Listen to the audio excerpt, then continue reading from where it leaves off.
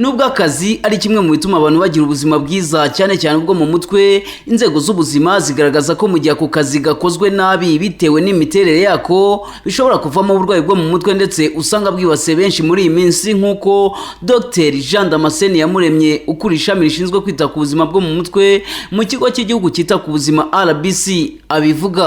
Mu by'ukuri akazi ni kimwe mu bituma umukozi agira ubuzima bwiza muri rusange, ariko cyane cyane ubuzima bwo mu mutwe. Ariko nanone akazi iyo ugakora nabi cyangwa se akazi kadakoreka neza, ndavuga uko abakozi bafatwa cyangwa se imiterere y'akazi, nako gashobora kugira ingaruka ku buzima bwo mu mutwe.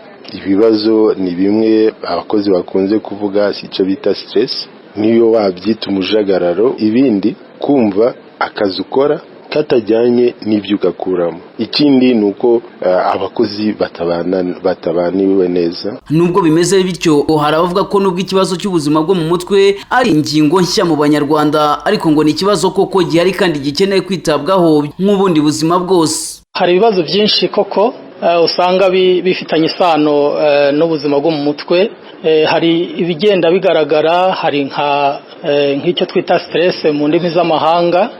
Abakozi bamwe ubona bibagaragaraho, hakabaho aho ubona nk'umukozi afite ubwigunge. Ibyo nabyo ni bimwe mu bibazo bigaragaza ibimenyetso by'uko mu mutwe bidahagaze neza, kubera yuko igihe cyashize butitaweho cyane.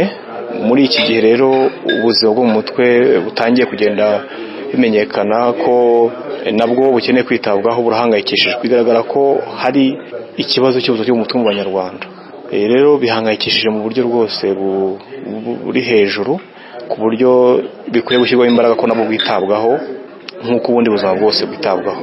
Umunyamabanga nshingwabikorwa wa Komisiyo y'Igihugu y'Abakozi ba Leta Honorable Angelina Muganza aravuga ko ibyo bibazo bigaruka bikagira ingaruka ku murimo, ndetse ko hari n'abajya babizira nubwo badatahura impamvu ibitera.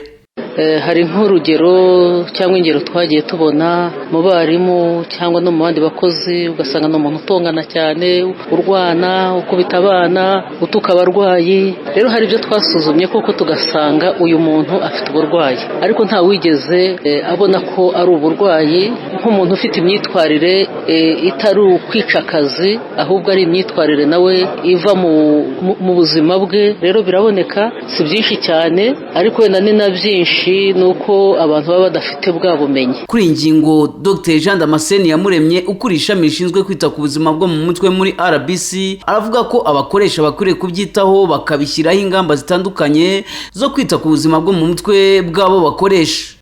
Ikintu abakoresha basabwa ni ukumva abakozi, ndetse turabasaba ko bagomba gushyiraho uburyo bagomba kujya bamenya abakozi, bakamenyana n'abakozi, bakavugana n'abakozi, bakabaha n'urubuga rwo kugira ngo abakozi ubwabo bamenyane, bashobore no gufashanya. Ubushakashatsi bugaragaza ko mu kazi gatandukanye 30% bagasiba nta mpamvu, 60% bakabura uko bavuga ko bafite ibibazo bibangamiye byatumye bumva batameze neza, ndetse 24% muri bo bakabatekereza cyangwa bakanagerageza kwiyahura bitewe n'ubuzima bwo mu mutwe.